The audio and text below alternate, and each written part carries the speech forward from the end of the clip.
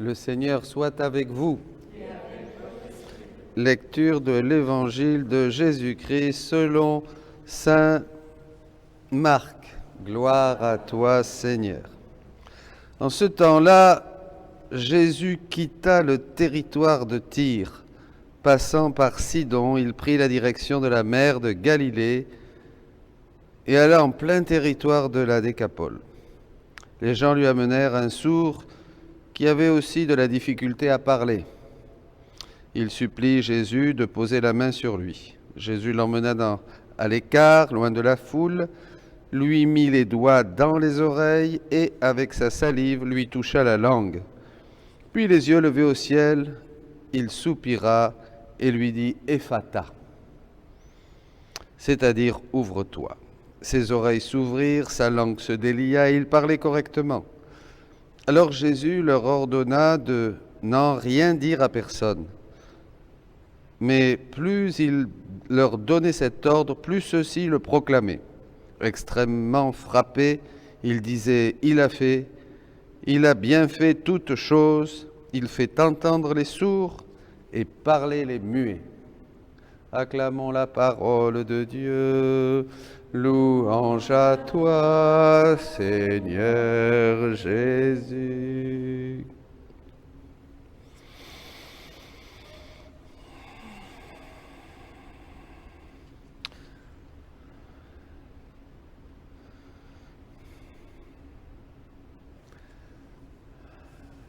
Dans ces catéchèses de tous les jours, nous voyons comment le royaume de la rédemption s'accomplit parfaitement dans le royaume de la divine volonté, que ça a été une préparation. On pourrait aussi prendre la première lecture et parler de ce récit, montrer comme ce récit de la chute de l'homme, de la tentation dans le jardin, au paradis est tellement important pour comprendre, bien sûr, le livre du ciel et tous les enseignements de Jésus. Mais on va prendre l'Évangile parce que tout est semé dans l'Évangile. Dans l'Évangile, Jésus, vrai Dieu, vrai homme, vient œuvrer et il fait des choses. Il fait de grands miracles au milieu de son peuple. Mais la signification de ces miracles va beaucoup plus loin, bien sûr. Il a fait bien toutes choses. Il fait entendre les sourds et parler les muets. Tout ce qu'a fait Jésus, ces miracles, ces prières, ces œuvres, durant son temps sur terre, n'était qu'une préparation au royaume de la divine volonté. Évidemment, ça ne voulait pas se limiter à quelques miracles, quelques aveugles, quelques sourds, quelques paralysés, quelques morts qui ressuscitent. Jésus demandait au Père, bien sûr. Quand il guérissait un aveugle, il demandait au Père que la lumière vienne de nouveau. Un sourd qu'il puisse entendre. Et Ephata, qu'il s'ouvre, que l'homme s'ouvre à tous ces mystères, à sa vraie vocation. Alors, on va voir un petit peu ça ensemble parce que je crois que c'est fondamental pour vous tous, pour nous, pour l'Église, de découvrir ces prodiges, ces merveilles, ces trésors qui sont contenus dans l'Évangile et qui prennent aujourd'hui toute leur signification dans ce que Jésus nous enseigne sur le royaume de sa divine volonté. Je poursuivais ma ronde dans le Fiat suprême et arrivé aux actes accomplis par mon bien-aimé Jésus dans la rédemption, j'essayais de suivre pas à pas tout ce qu'il avait fait avec tant d'amour et de peine. C'est intéressant. Vous lisez l'Évangile, et qu'est-ce que fait Louisa et qu'est-ce qu'elle nous invite à faire? Des rondes. Suivre pas à pas. Tiens, alors qu'est-ce que c'est? Tiens, Jésus maintenant prêche. Ah, je le regarde. C'est beau. Merci Jésus. Tiens, il va ressusciter Lazare. Alors je suis là. Merci Jésus. C'est beau. Lazare sort. Oh, Lazare sort. Bravo Jésus, merci Jésus, je t'aime Jésus, c'est merveilleux.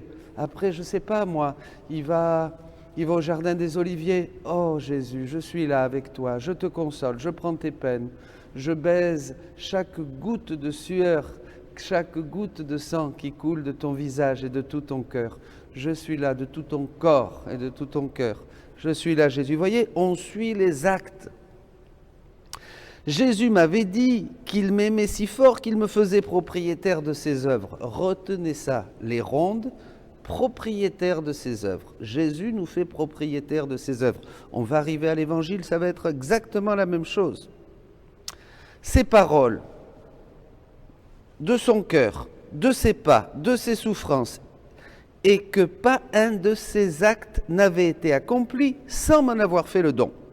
Donc tout ce que fait Jésus dans l'Évangile, c'est pour nous en faire le don aujourd'hui. Ah, ça c'est bizarre, alors comment ça peut se faire ? Jésus seul pouvait faire tout cela, car il aimait en Dieu. Les créatures, par contre, donnent des biens extérieurs, les richesses de la terre, mais aucune ne donne sa propre vie, ce qui signifie que c'est un amour de créature, un amour fini. Quand Jésus fait ses œuvres, il les faisait extérieurement, il y a 2000 ans, en pensant à notre temps historique. Mais en fait, qu'est-ce qu'il veut Jésus ? Il veut nous donner ses œuvres, il veut nous donner ses miracles, il veut nous donner ses prières, il veut nous donner ses souffrances, parce qu'il veut nous donner sa vie.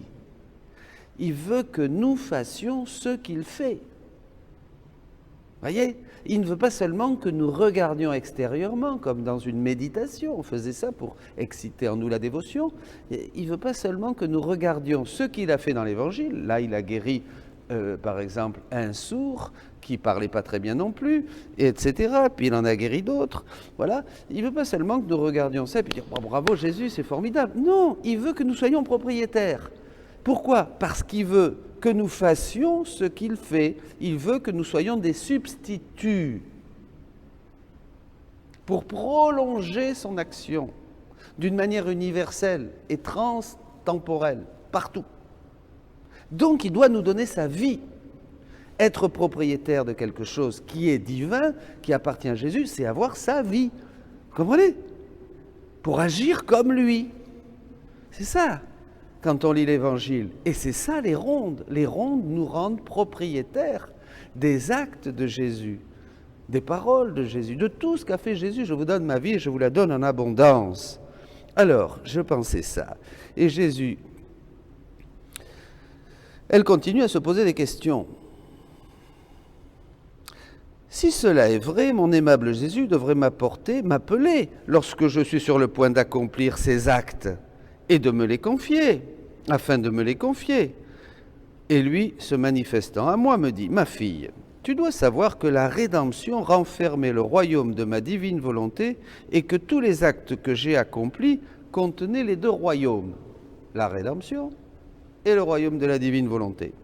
Avec cette différence que j'ai fait don des actes qui concernaient ma rédemption en les manifestant ouvertement. » Voilà. C'est l'Évangile, tout l'Évangile. Car il devait servir de préparation au royaume de ma divine volonté. L'Évangile commence quelque chose, c'est une semence, mais tout n'est pas dit. C'est des signes qui vont signifier quelque chose que nous ne pourrons comprendre qu'aujourd'hui, dans le royaume de la divine volonté, grâce à Louisa. Vous comprenez ? Parce qu'avant, on ne pouvait pas savoir, ça n'avait pas été révélé. Par contre, j'ai conservé en moi, comme suspendu dans ma divine volonté, tous ces actes, comme suspendus dans ma divine volonté, les actes en rapport avec le royaume de mon divin fiat. Alors là, évidemment, il faut s'arrêter un peu.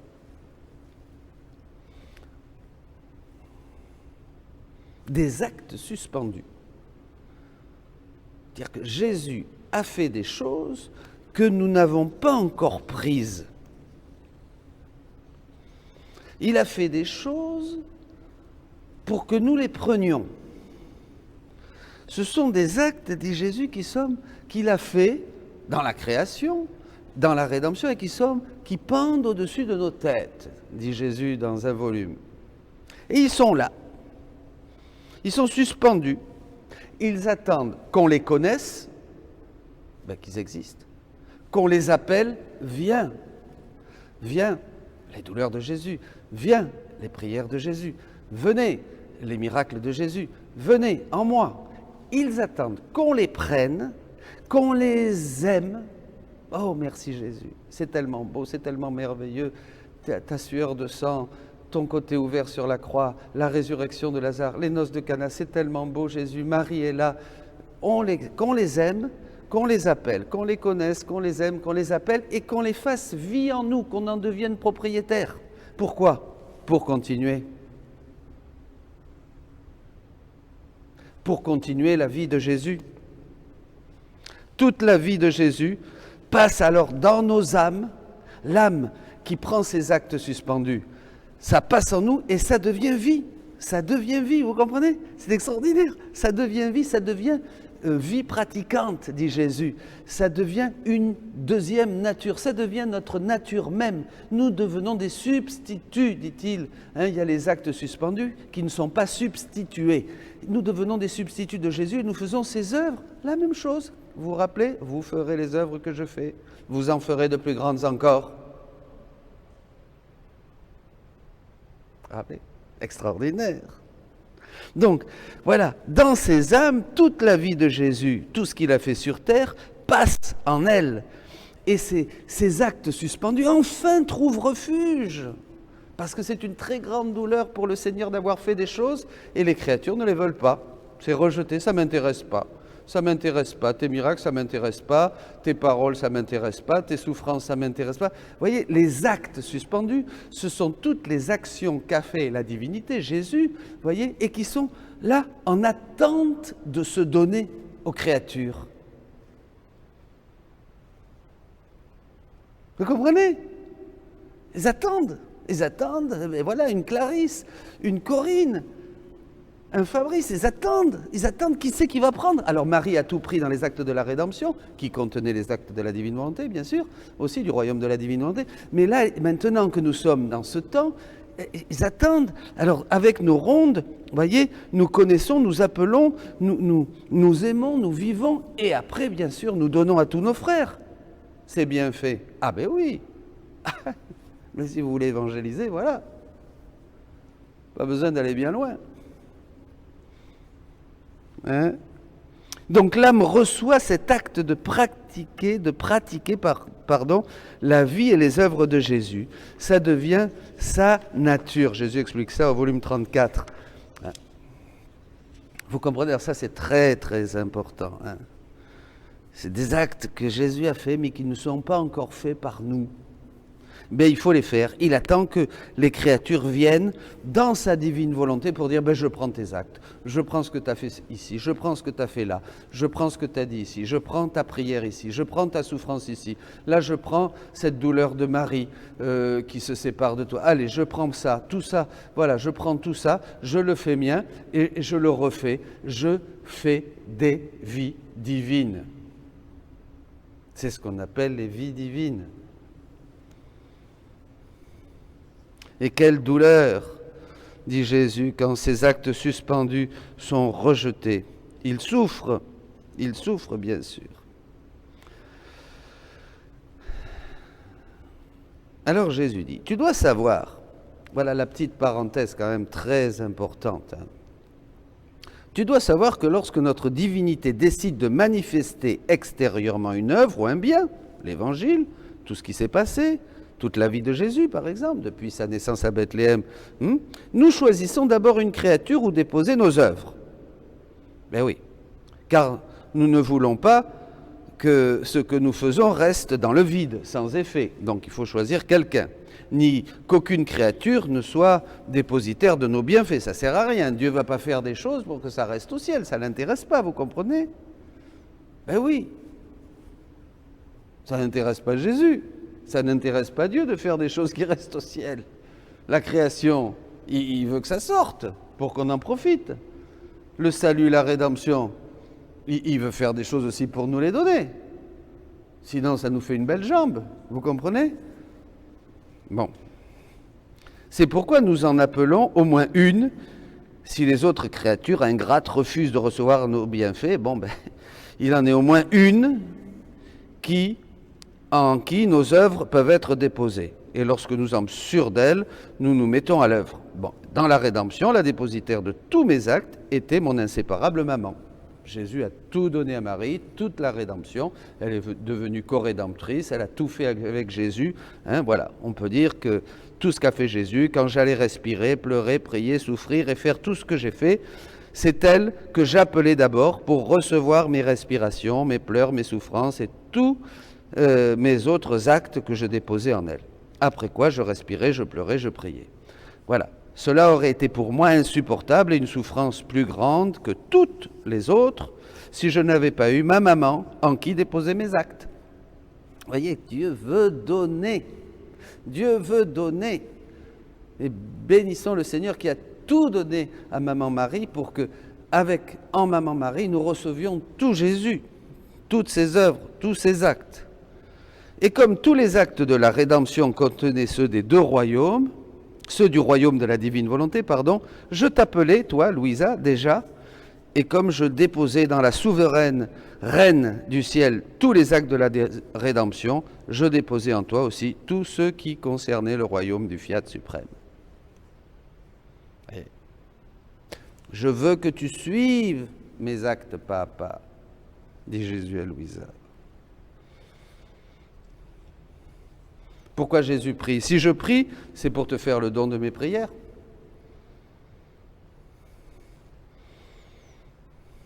Et que tu demandes le royaume de la divine volonté pour la famille humaine. Que tu fasses la même chose que moi. Si je fais des miracles, nous y sommes, c'est pour te faire le don du grand miracle de ma volonté. Et par conséquent, si je donne la vue aux aveugles, si j'ôte l'aveuglement de la volonté humaine pour faire le don de ma volonté. Si je rends l'ouïe aux sourds, je te fais le don d'entendre ma volonté. Si je donne la parole aux muets, je te délie de l'incapacité de parler de ma volonté. Si je redresse la jambe d'un boiteux, je te redresse dans ma volonté. Si je calme la tempête en commandant au vent, je commande au vent de ta volonté humaine de ne plus agiter la mer Pacifique de ma volonté. Qu'est-ce que fait Jésus? En nous donnant ces actes pour que nous les répétions, nous devenons la vie de Jésus.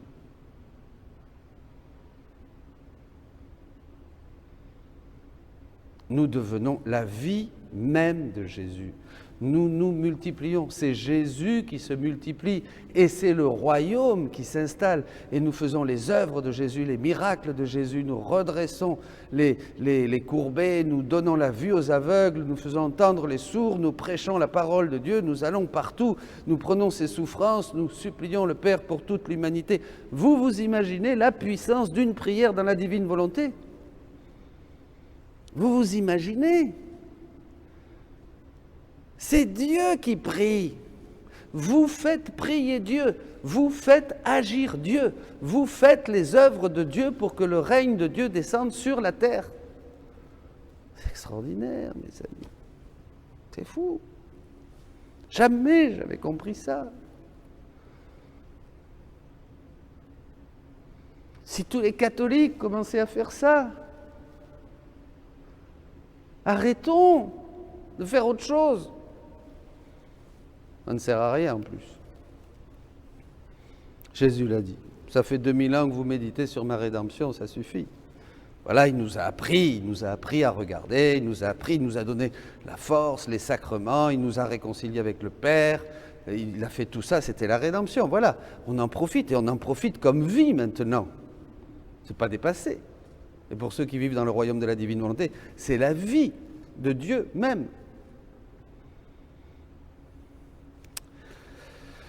En somme, il n'est rien que je fasse ou souffre sans t'en faire don et déposer en toi le royaume de ma divine volonté, tant aimé et formé en moi-même. Ça c'est pour chacun, hein. Tout ce qui est à Louisa, c'est pour nous. Voilà, tout ce qu'a formé Jésus en venant sur terre, en étant homme et Dieu, et ça y est, il le dépose en chacun. Cela aurait été pour moi une plus grande souffrance, la plus grande des souffrances, si formant en moi, dans mon humanité, et avec tant d'amour le royaume de ma divine volonté, raison première de ma venue sur la terre, je répète, raison première de ma venue sur la terre, et ce pourquoi je formais ce royaume, afin de le restaurer dans les créatures. Restaurer dans les créatures. Jésus veut restaurer en nous ce royaume perdu par nos premiers parents à cause du péché dont nous avons fait la lecture dans le livre de la Genèse. Il veut restaurer ce royaume en nous. Donc on veut restaurer, c'est-à-dire que nous soyons comme nous étions, des petits dieux.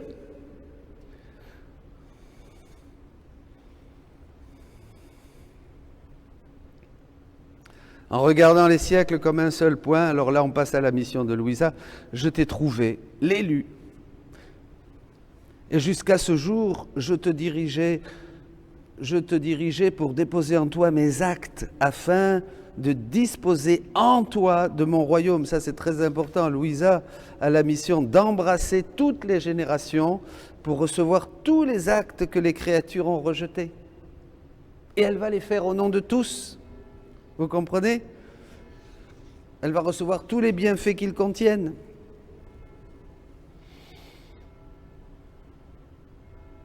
Afin de pouvoir donner à tous, à travers elle. Voyez, il va tout comme Jésus a tout mis en sécurité, la rédemption, dans Maman Marie. Il va tout mettre en sécurité, le royaume de la divine volonté, en Louisa. Toutes les grâces, les moyens abondants, les sacrements, etc., est suffisant pour que chacun puisse se sauver, se sanctifier. Ça a été donné dans la rédemption, pour qu'on soit sauvé, pour qu'on soit sanctifié. C'est extraordinaire. De la même manière, je mets tout en sécurité en toi. J'en fais tout autant pour le royaume de ma divine volonté. Je n'épargne rien, ni enseignement, ni grâce, ni attrait, ni promesse, afin que chacun puisse recevoir le grand bien de ma volonté et trouver en surabondance les moyens et les secours pour vivre dans un si grand bien. Et je termine avec ça, c'est tellement beau. Si tu savais ce que signifie un acte suspendu, un acte en suspens accompli par ton Jésus. Oh, comme tu te dépêcherais de recevoir tout le dépôt de mes actes, afin de leur donner vie, car ils contiennent autant de vie divine, et comme tu te hâterais de les faire connaître. Ces actes sont là. Où c'est qu'ils vont trouver vie? Dans mon cœur, dans ton cœur. Ils n'ont pas de vie. Ils veulent des corps. Ils veulent des corps et des cœurs. Vous comprenez? Pour trouver vie. C'est comme l'Eucharistie, elle est là. Dans ces espèces qui ne donnent rien, le pain et le vin ne donnent rien de retour à Jésus. Aucune correspondance, évidemment, c'est mort le pain et le vin. Et Jésus est là, donc qu'est-ce qu'il cherche? Ton corps, ton cœur, afin que soit brisé le voile des apparences, la matière, et qu'il puisse trouver vie en toi pour que tu deviennes toi une vraie hostie, un autre Jésus, où il va pouvoir avoir enfin des mains, des pieds, des yeux, un nez, un cœur, une bouche, une respiration en chacun de nous. Voyez? Et c'est ce qu'on vit à la messe. Allez à la messe, allez à la messe, vivez, vivez, vivez la vie même de Jésus. Soyez bénis.